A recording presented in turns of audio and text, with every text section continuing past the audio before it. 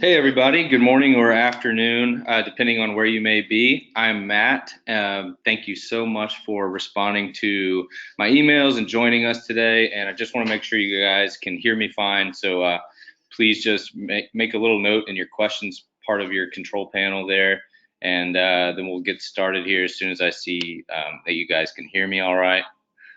But we're very excited for today. We have Mike Rosen and Donna Thiel, who you may recognize if this is not your first Provider Trust webinar, and if this is your Provider Trust webinar, these are some of the people that we rely on here as our thought leaders and have plenty of great things to share. And we're so happy to have them on these presentations here and share them with you. Just a couple notes before we get going. This webinar is good for 1.2 CEUs. So stay on the call today and you'll receive that certificate this afternoon. Also, you will receive a recording, excuse me, a recording of the presentation as well as a copy of the slides to share with your colleagues and whoever you feel would value this information. So we'll get started here. These are those familiar faces I mentioned. Mike Rosen on the left, our co-founder, and Donna Thiel, our Chief Compliance Officer on the right there. So we are so excited to share this information with you today. A little bit about us. We are located in Nashville, Tennessee. We have a lot of great partners here, and we love the healthcare and technology environment that's really been flourishing in Nashville. And we've been calling it home since 2010. A little bit about what we do. We basically make all HR and compliance functions, all those complicated processes, we simplify them. We make healthcare licensing, certification, sanction, and exclusion monitoring easy for folks like you. So you're in the right place, and we really like to focus on educating the industry and sharing what we see to be most relevant in the industry. And we're just happy that you're here and are happy to kind of start this conversation with you guys. So thank you so much for being here. Today's agenda, I'll cover briefly. We're going to start with the importance of an effective dashboard, identifying the right risks for your organization, the importance of collaboration between the two departments, human resources and compliance, and then we'll wrap it up with key takeaways and actionable next steps for you to put in place at your organization to make things great. So with that, I will start by handing it off to Mike Rosen, and he'll talk a little bit about the importance of an effective dashboard. Okay, thanks, Matt. Hello, everyone. It is a great topic to be talking about collaboration, and we wanted to remind you that we'll be sending the slides to you with a copy of the audio component of it, so that, as Matt mentioned, you can share it. So feel free to just kind of listen or take a few notes, but the detail will be coming to you. Before we really talk about why is a dashboard necessary, it might be interesting to know what technically a dashboard means. I looked up the definition. It was not what I thought. A dashboard is actually a piece of wood that was separating the mud being flung up from the back of a horse's hoofs from hitting the people that were being carried by the horse in the carriage back in the day. It was called a dashboard.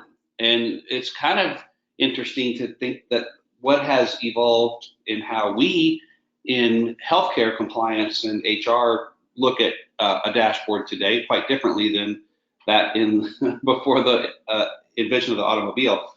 But there are a lot of parallels to it also, because a dashboard is both protective to help you protect yourself and the company by knowing what are the key metrics and things to be tracking, and also the ability to share all that information.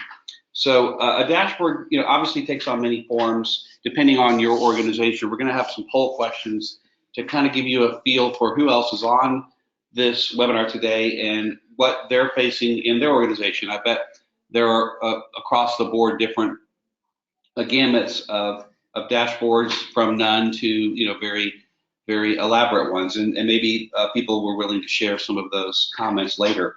We do also encourage questions, so please put them in the question box.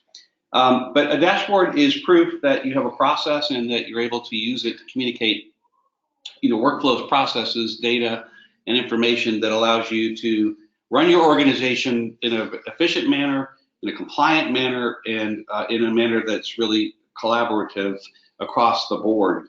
Obviously, when you think about what is an effective dashboard, we're going to spend some time on that coming up.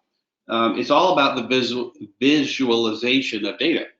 So I imagine that for some of you who are eager to improve your process, or who have not yet been given the money or tools to build one, you're looking at lots of spreadsheets and Word documents and Excel documents and PowerPoints. That's okay. It still produces and visualizes data, but obviously probably not the most persuasive and or easiest to share. And we're going to talk about some of those in a minute. But having real-time data at your fingertips does allow you to make changes when in fact you see a trend occurring, or to try to avoid something from happening and to forecast.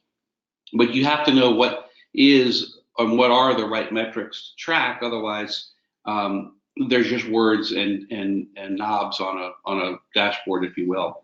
So this does take quite a bit of coordination to be effective.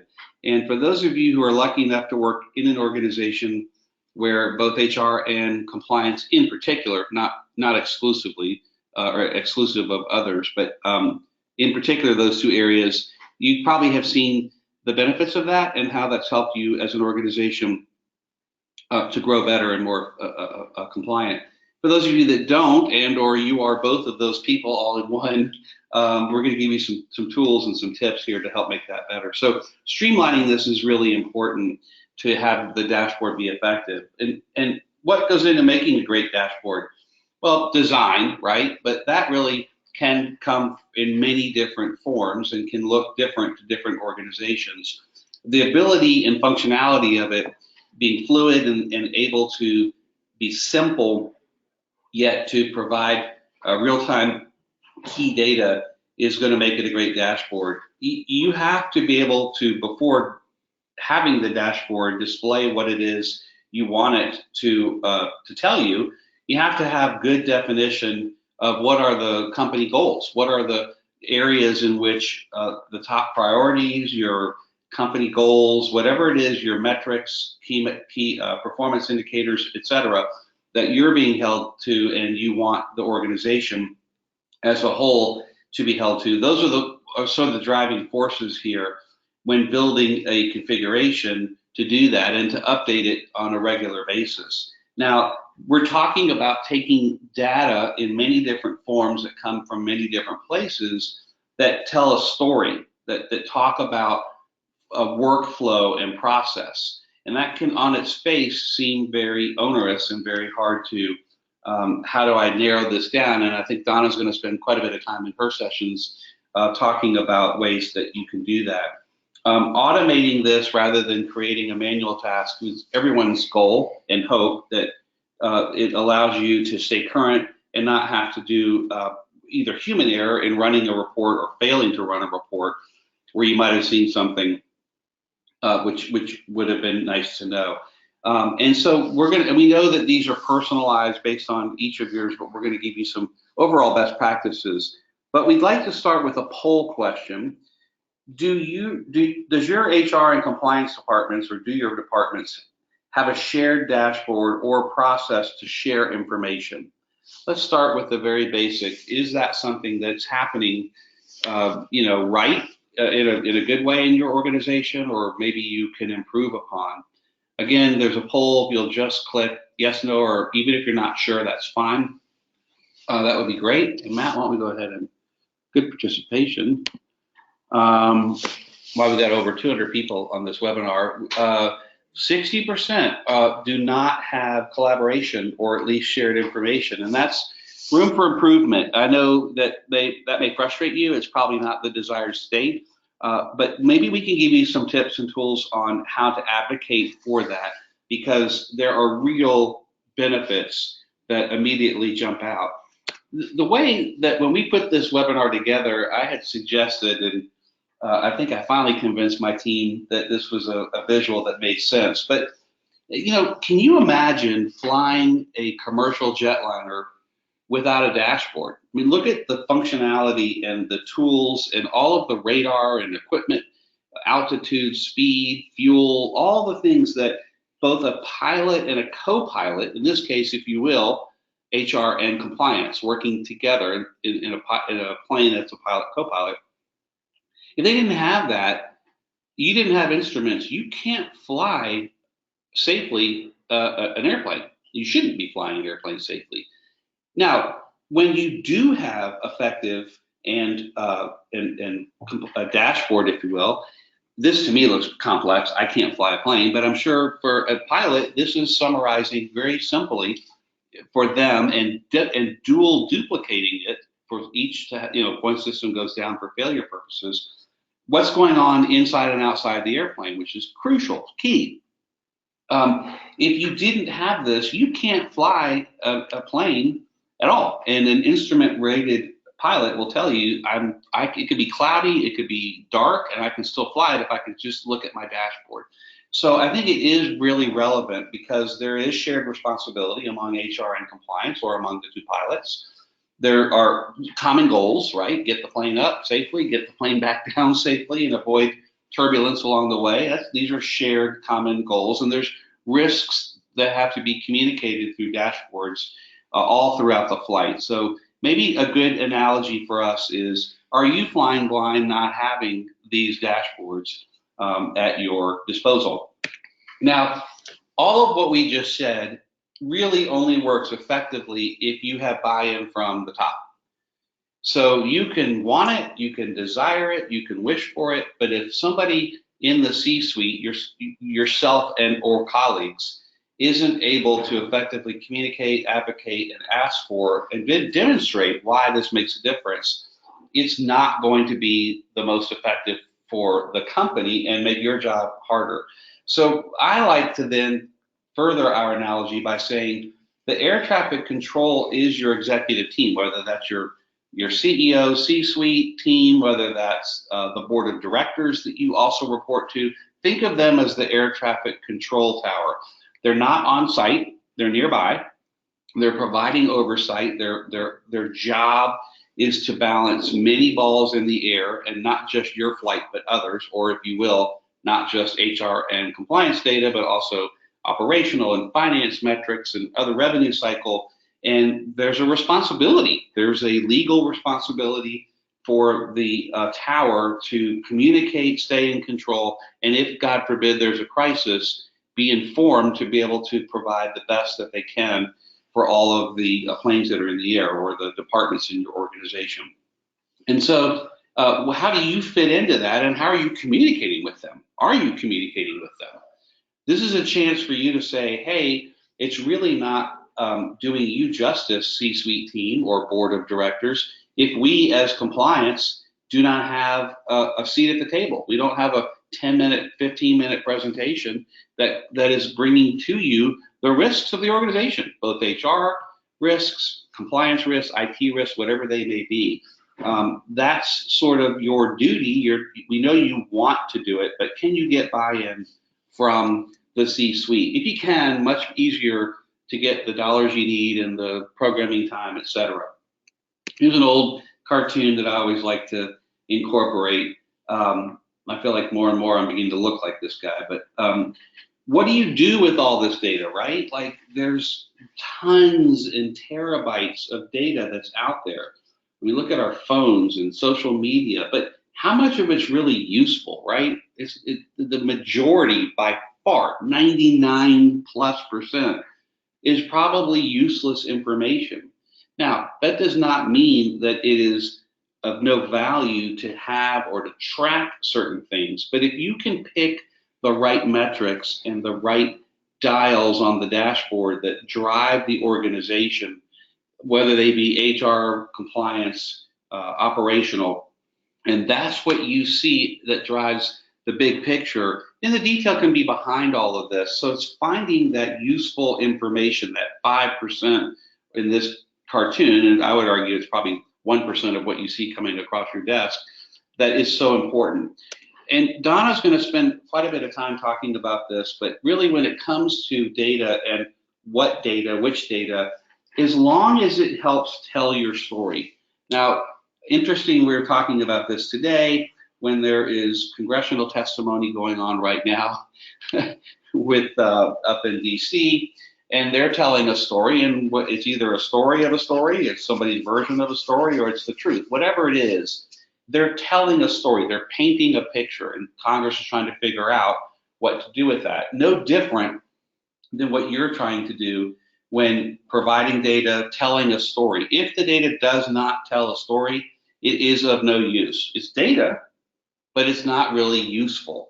And so these are some ideas, some bullet points. We won't go through all of them, but these dashboards, went from the protective barrier of the horse to really protecting and providing information.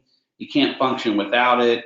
As long as it's not siloed as it was for decades until the advent of dashboards and the internet, then you need to make progress by using it and communicating it.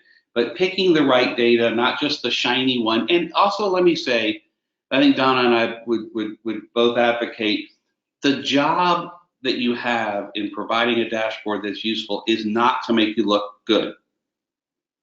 That sounds strange. You can find the shiny object. You could pick data that makes you look like everything's going great, but is it? And really, if you're not providing the right data, the data that could cause change to avoid false claims, false billing, prescription errors, staffing ratios that are not right, that are going to cause harm and quality. And you know that, but you just choose not to show those because there's some shinier dials that make you look better. That is not doing you or your organization a favor. So collaboration here is just so key. And really, when it comes to data, statistics, they don't have a political affiliation.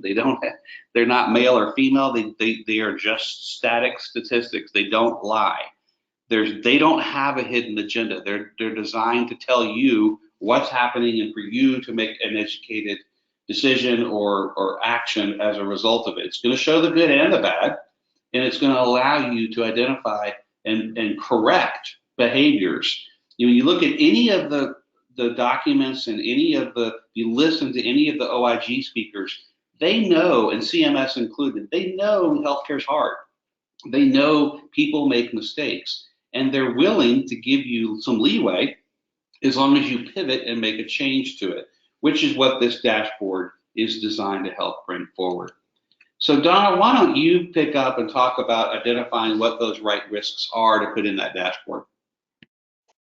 Thanks, Mike, and good morning or afternoon, everyone. Thanks again for joining us. I think as we start this next section, we're going to start off with another poll. So this polling question is, do you participate in your organization's annual risk assessment? As always, Matt's going to put up our answers here, and this time the answers. Sorry for the typo there, Donna. Oh, it's okay. We'll forgive you. So let's go ahead and share our results.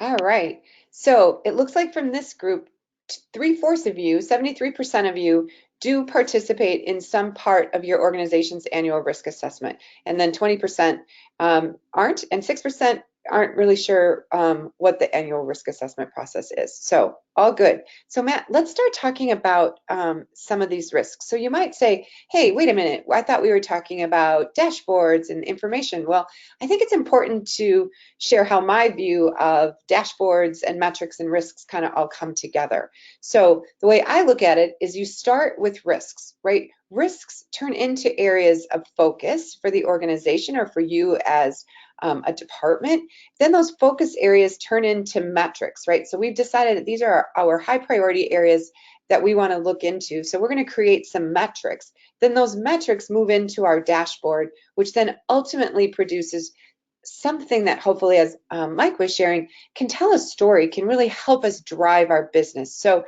for the next few minutes, we're going to talk about how to identify what we call kind of the quote right risks. So for all of you in the compliance and HR space, I think we've all had many, many investigations, interviews with different folks, and we say to them, tell me about this process. And they'll say, oh, I absolutely did that. I did provide that care. I did turn and reposition that patient. And we say, well, gosh, it's not documented. So we all know if it isn't documented, it didn't happen.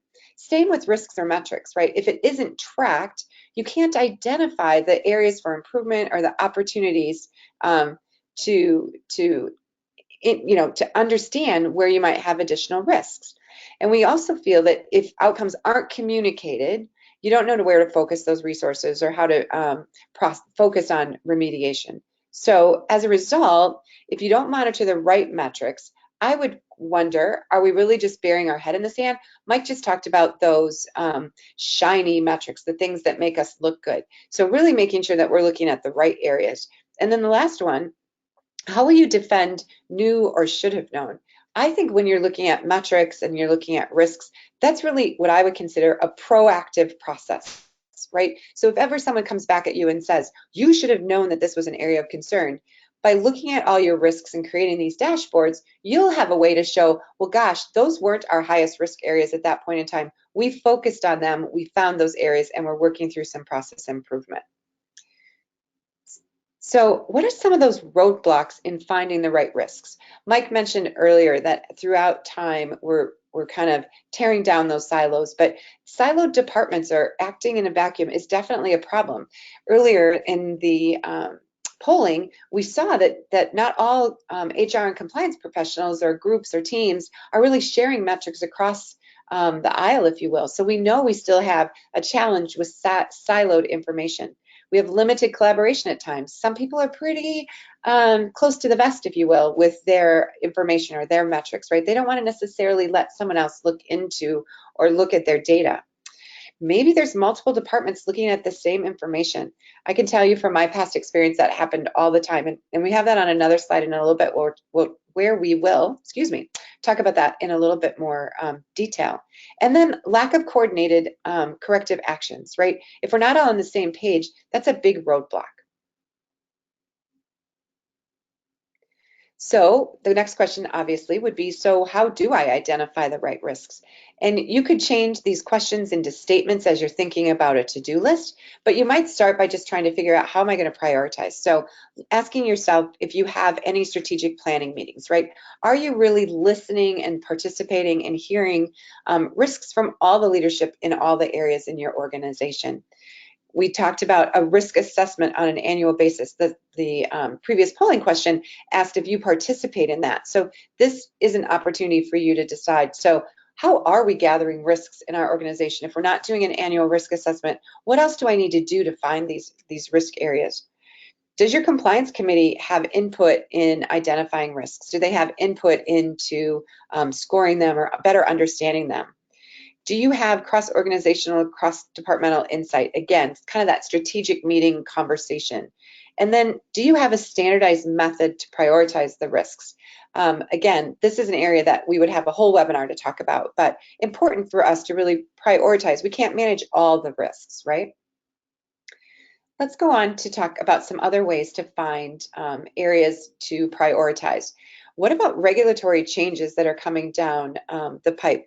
I'm actually at a health lawyers conference starting today for the post-acute sector, and the session I was in earlier this morning was talking about the phase 3 of the requirements of participation for our skilled nursing facility partners. Those are huge changes coming in 2019. So that would be part of the risk areas that you would probably be documenting. Same with CMS or OIG, right? What are the state agencies and our payers identifying for us? We know there's this new preclusion list that just came out that relates to our health plan partners and some of our PACE providers. So another area that's new in 2019. Maybe just looking at last year, right? What were our metrics that we monitored where we maybe didn't get the outcomes that we were hoping for? And should those be on our list again this year? And just the opposite of that, what did we just rock out last year? What things did we really do great at that we do not need to maybe monitor anymore? Maybe we just need to keep an eye on them, but maybe they're not on a dashboard anymore. So let's continue, Matt. So here's kind of a simple 7 steps, if you will. So in figuring out the right metrics. So certainly analyzing the right risks for your organization. Where do we get them? Consider all those regulatory and historical areas of compliance or non-compliance. Incorporate any mandatory areas of monitoring. We know that there's some regulations that say certain entities have to monitor certain outcomes. So make sure you don't lose sight of those. Identify those high-risk areas that our government friends are sharing with us. And then again, prioritizing, I put in parentheses a whole webinar. I think we might have done that last year, and probably will do another webinar in the coming months on prioritizing risks. But very important that we make sure that the highest risk areas are the ones that we're focusing on. And then by doing all that, you can determine what those right risks are for your organization. And then you can start building upon that and figuring out how to monitor the process and then how to create that dashboard. So let's talk about collaboration. Last month we did our webinar on the importance of HR and compliance collaborating. It's a theme you're going to hear from us in 2018, or excuse me, oh my goodness, 2019. We just believe that collaboration is the key to success, and it's not just HR and compliance, it's across the departments within your whole organization. So let's take a look at the next slide. So think about collaboration. What if the right metrics were being tracked, but management was siloed by departments and the metrics told a different story? How many times have you had the situation in your organization where HR tracked turnover metrics, but the operators did the same thing, and then you're sitting in a meeting and one or the other of those two parties is presenting metrics, and they start to really debate or argue over, a decimal point, or why is that 2.2? My metric says it's 2.5. All of a sudden, instead of really looking at the issue of turnover, you can't figure out whose data is accurate, and it really just prevents you from even figuring out what to do next. Same thing if HR and compliance were tracking different metrics. So employee complaints and hotline issues, if those aren't being shared, how are you going to know whether you have a concern in a particular manager or in a particular department or facility? If you aren't tracking together and agreeing on what the metrics are, you really have all sorts of other obstacles. So collaboration is super important. So let's look at the opposite of that picture. What if the departments did share their metrics? So what if HR reported exit interview outcomes and then compliance and HR collaboratively did the follow-up? Now you could be identifying patterns, potential retaliation, management concerns. You could decide if that's an area of concern for your organization and actually then create a metric and put it on a dashboard that both parties are looking at. Or maybe it becomes an issue that your compliance committee, that you've decided that you want the compliance committee to monitor that.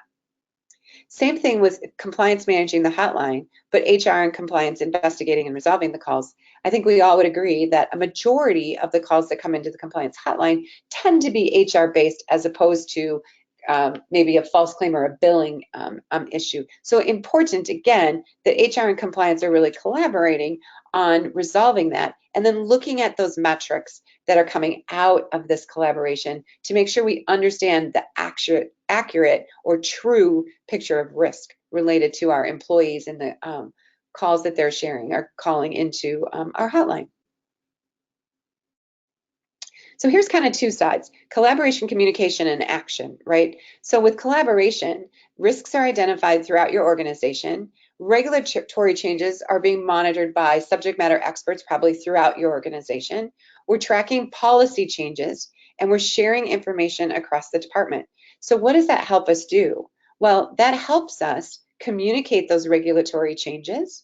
It helps us educate as we need to based on updated whether it's policy changes or regulatory changes. We can create joint dashboards so that we can see those risk areas. We know that our compliance is being tracked, right? Because now all of a sudden it's in a dashboard, and our process improvement is documented. So when you're thinking about what you're trying to show evidence of, right? Here it is, we've identified it, we've communicated it, we've educated on it, we're monitoring it, we are remediating it, and look, we have process improvement that we can prove, that we can show anyone that's asking or kind of intervening, if you will, or inquiring into our organization. So let's just look at a couple of examples of HR and compliance metrics. I think these will be familiar with to everyone that's on our call today. So here's just some examples of quote typical compliance metrics, right? We just talked about the hotline. There's all sorts of things that you can look at relative to your hotline. Simply volume, are there categories? How quickly are we following up? Do we see patterns in a particular location? And one of the things that I like to look at when it relates to our compliance hotline is where am I not receiving any calls, right? We always want to be concerned about that facility that has a high volume, but I'm equally as concerned about the facility that's not calling me at all, because what kind of encouragement is the leadership giving to our employees within that line of business or in that particular facility? Certainly payer audits or repayments, right? Making sure that we understand any potential systemic issues that we're having that are causing us to have some additional audits or repayments. HIPAA violations, of course, are high on all of our lists in the compliance world. Documentation audits, are you looking at the consistency of your certs and recerts being done? Are you looking at your physician orders and the timeliness of physician visits? All sorts of those sorts of things. Survey outcomes, and then partnering with our internal audit team, right? Really making sure that we know what's being managed by our internal audit team and that we're monitoring those metrics as well. And on the HR side, again, typical, right? I think we would all agree. Certainly looking at our turnover metrics, again, by location, by volume. Maybe you're looking at the average length of tenure for someone in your organization. Talent acquisition, how long does it take us to fill that position? Are we really finding the best candidates? Completion of training. Oh my goodness, this was so important in my previous life, and I just think it's so important in making sure that the training that we have decided is important is really getting done, and that we know that our folks are getting good quality training. What's our onboarding look like? We know that if we're not bringing our folks on in a really effective, thorough way, that turnover metric might be increasing. And then certainly looking at consistency of disciplinary actions, exit interview results, making sure that we know that how our people are feeling as they're leaving our organization and ways that we can improve. And then any EEOC type of complaints will help our HR folks. So again, probably typical compliance and HR metrics that you all are looking at on a consistent basis. Donna, let me interrupt and ask you a question. So we've got a couple of questions, and they were centering around what if there's information that really is confidential at a certain point, like HR is looking at something, it's not yet a compliance issue. It could be an exit interview by way of example, could be a disciplinary action. It's not yet risen to the level of where compliance needs to be involved. How do you protect that, and how do you, both track it and then decide, okay, that's now something that needs to hit a dashboard? Well, I think there's a difference between what hits a dashboard and what kind of collaboration and communication is going between HR and compliance. So typically a dashboard would have aggregate information. It wouldn't explicitly say Donna Thiel called and complained about this or made an allegation about this topic, right? It would be there were 17 calls, and the detail wouldn't be in your dashboard. The detail is in the conversation, and that really, to me, stems back to the continuous collaboration and communication between HR and compliance, and understanding roles and responsibilities and when it's important to share and when it should escalate. Having routine meetings between the two parties can really help establish that relationship so that you know and you feel comfortable when HR needs to call compliance. And in my, obviously I come from the compliance world, my bias would always be if ever you aren't sure whether compliance should be involved, compliance should be involved. Give them a call, have a conversation, and they'll be quick to be able to give you further direction. But I would always lean towards there's no harm in talking with compliance. Spoken by a true compliance officer with a true bias.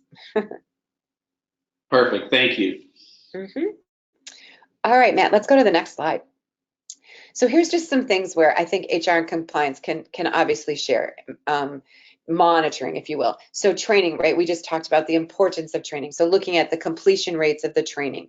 Compliance hotline, making sure that we understand, again, which are HR issues, which are compliance issues. Are we properly closing those calls and making sure that our employees feel good that their voice is being heard. Turnover is a huge indicator of potential quality and all sorts of issues. So I think both teams would benefit from monitoring our turnover.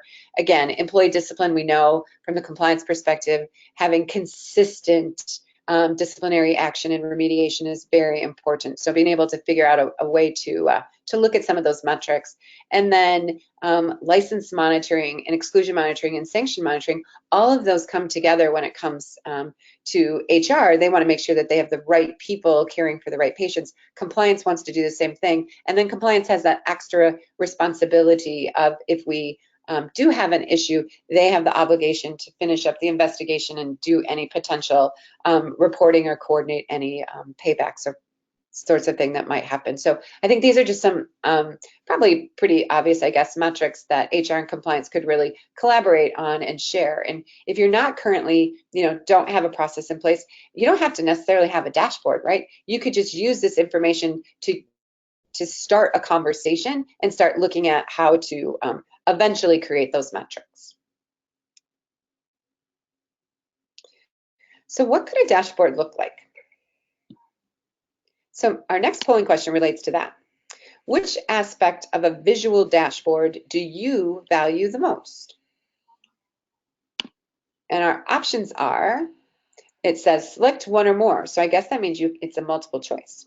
So historical analysis, workflow prioritization, real-time updates, cross-functional information, or something else that we didn't list but is super important to you. And I might suggest for those of you that click on the other option is to put it either, I think we prefer in the questions box, right? Go ahead and share what those other areas might be.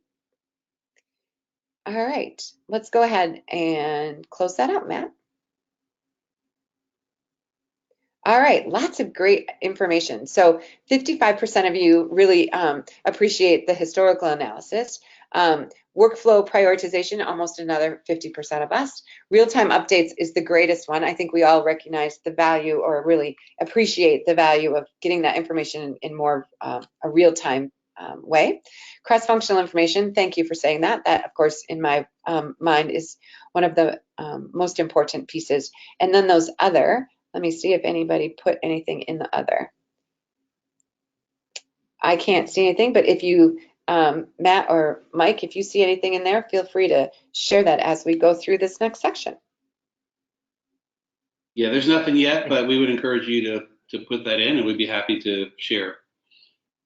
Awesome. All right, Matt, let's turn it back over. So what does an effective dashboard look like? And Mike was talking about earlier on, Excel spreadsheets versus automated reports. In my life, I've had all of those, right? I didn't always have the luxury of technology, and we had lots of spreadsheets. So start simple. If you don't have anything, don't reach for the stars if you don't have the resources that you need to do that. Start with the Excel spreadsheet, right? Just look at month over month data, figure out what your trend line is, set a goal, right? Here's where we are, here's our line in the sand, here's where we're starting, and here's our goal, and just start tracking to that. Start simple. If you have the luxury of resources, then yeah, let's move into the automated report world and start thinking about, are these dashboards unique to departments? Do they compile metrics across the department? In my organization, there were individual dashboards that each different discipline, if you will, focused on, but then you had an executive dashboard that took a couple of metrics out of the operations dashboard, a couple of metrics out of HR, a couple of compliance, and kind of put all those together for me to see at a high level. So all sorts of different ways that you can slice and dice. Some dashboards are so sophisticated that, I could start at the corporate level and I can click on a button and it drills down into my next level, whether those are areas or regions, down to facilities, down to units, that sort of thing. So all sorts of different kinds of dashboards. But again, remember, and I think Mike said this at the very, very beginning, is no matter what you choose, it's just so important that you're telling a story. That's why those trend lines, the goals, the month over month comparison is really important as you're working towards creating what we would consider an effective dashboard. So what are the things to consider when you're building it, right? Frequency. We just had in our poll that real-time data was really an important component of creating a dashboard. So frequency of the data. You also have to think about the frequency of how often does the data actually change. So if you say, I want this every day, okay, that's lovely, but what if your underlying data source doesn't change daily? Then updating the frequency of the dashboard daily probably isn't that important. So make sure you know how frequently your data updates so that you can decide how frequently your dashboard should update. Think about the trend line. What is it? Is it a benchmark, an internal goal? Is it a peer group? Do you have state data or national data, or industry data? Think about that and how that could be a component of your dashboard. And then what should we group together? So if you start thinking about cross-functional and data telling a story, think about the turnover data. Think about open position data, and then think about quality data.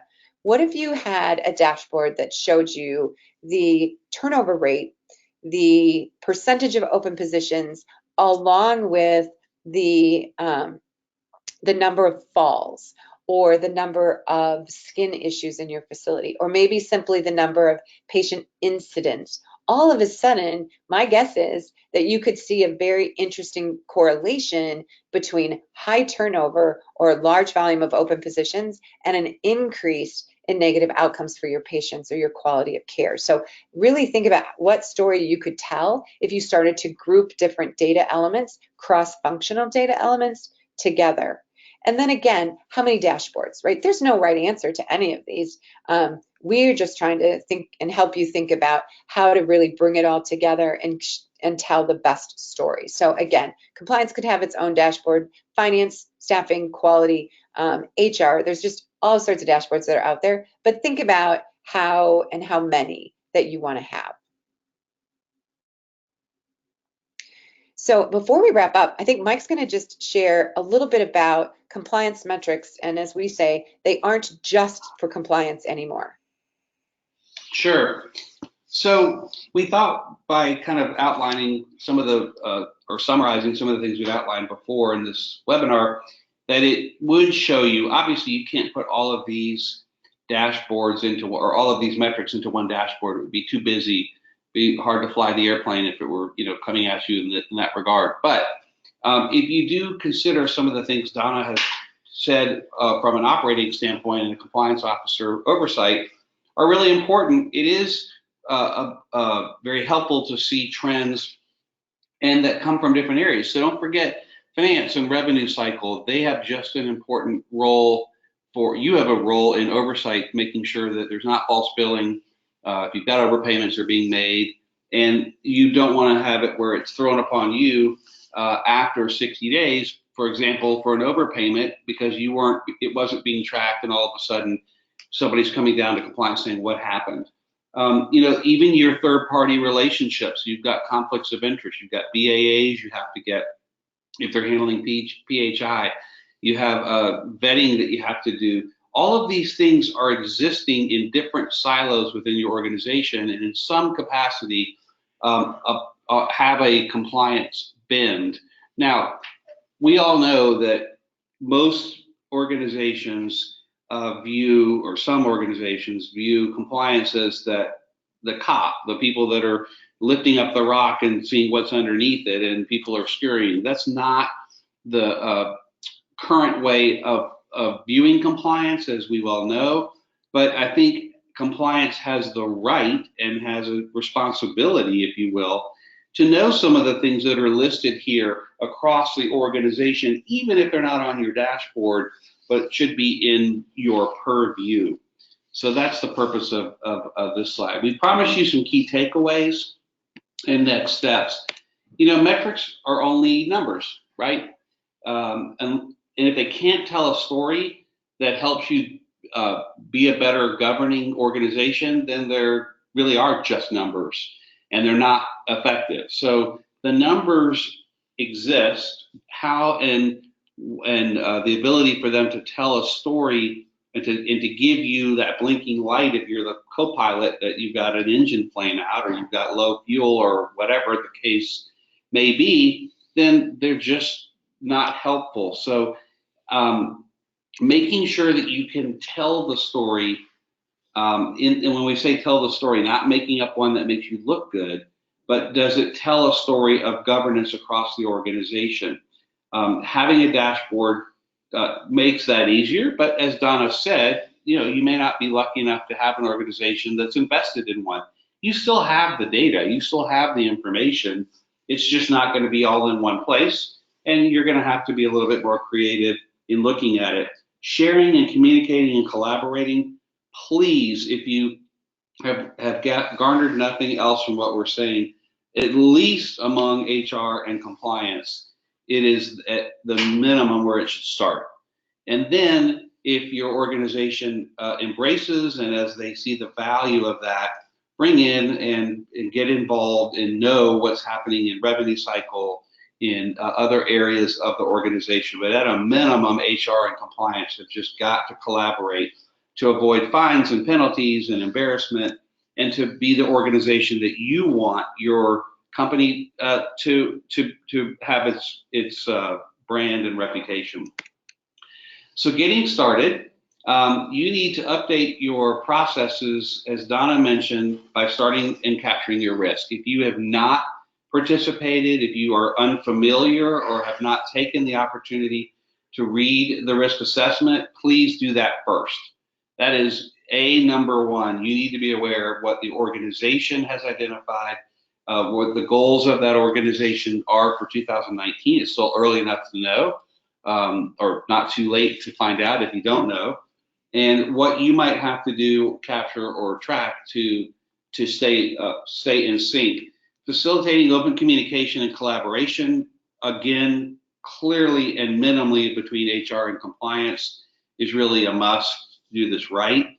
And then, as we've put in quotation, finding the right metrics. There are metrics all around you, but the right ones are what drives the organization to full compliance.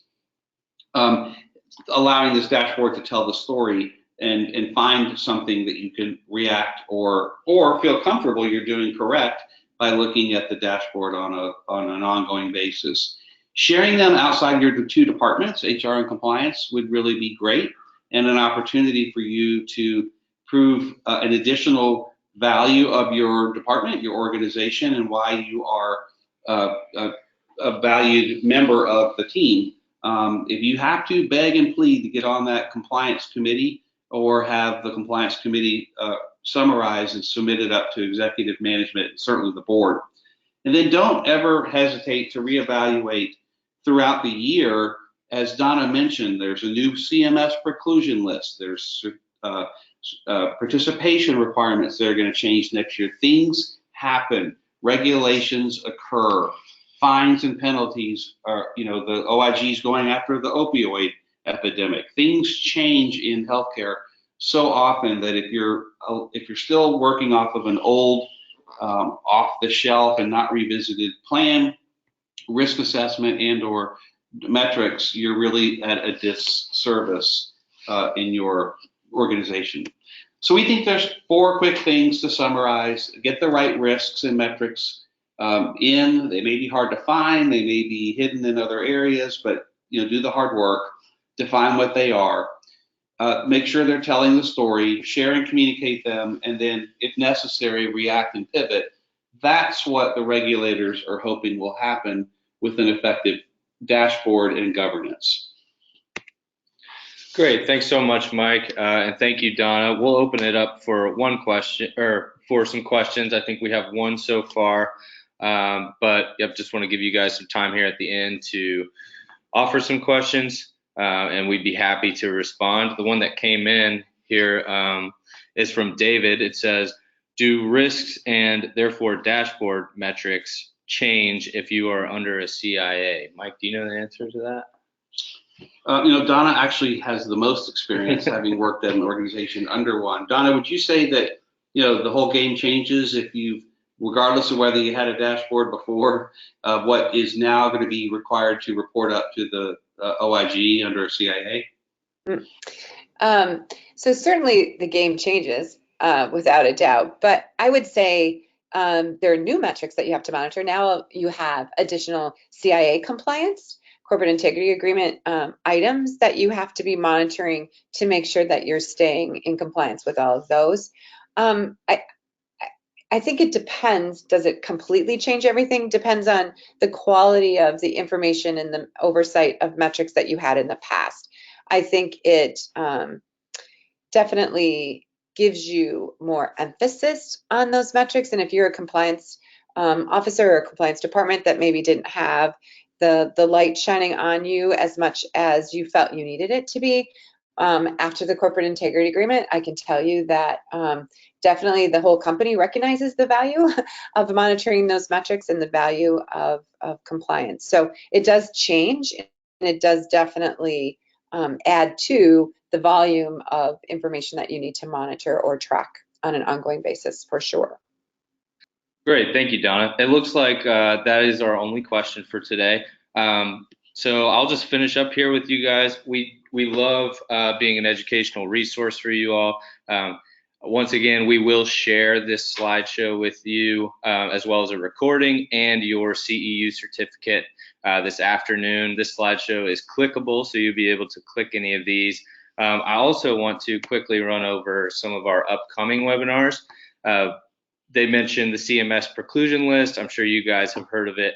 And we've really gotten to the bottom of what the CMS preclusion list is and how your organization can prepare for monitoring that list. So we have that March 13th, and I'll be sure that you all get a link to sign up for that. These are also good for CEUs. So we're happy to share these with you all, and we really love the feedback that we get, which leads me to ask you guys, we have a survey after this webinar.